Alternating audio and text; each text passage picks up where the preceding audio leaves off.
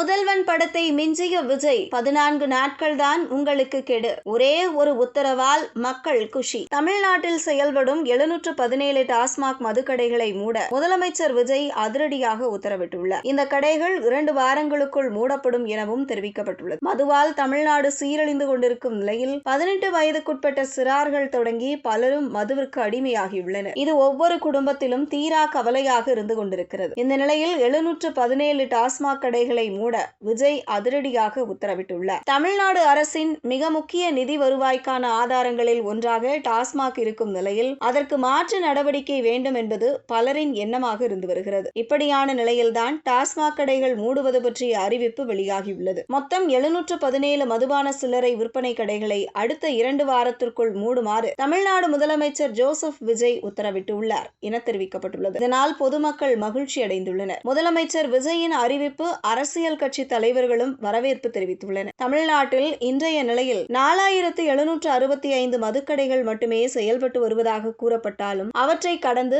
மாநிலம் முழுவதும் சந்துக்கடைகள் என்ற பெயரில் 20,000க்கும் மேற்பட்ட சட்டவிரோத மதுக்கடைகள் செயல்பட்டு வருகின்றன. இவை தவிர மணமகள் மன்றங்கள் என்ற பெயரில் 1500க்கும் மேற்பட்ட மது குடிப்பகங்கள் செயல்பட்டு வருகின்றன. ஒருவர் நினைத்தால் அடுத்த 2 நிமிடங்களில் மதுவை வாங்கி குடிக்க இந்த கட்டமைப்பு தான் காரணமாக உள்ளது. சந்துக்கடைகளும் மணமகள் மன்றங்களும் மூடப்படாவிட்டால் எந்த நோக்கத்திற்காக 717 கடைகளை மூட முதலமைச்சர் ஆணையிட்டாரோ அந்த நோக்கத்தை அடைய முடியாது என்பதே நிதர்சனமான உண்மை.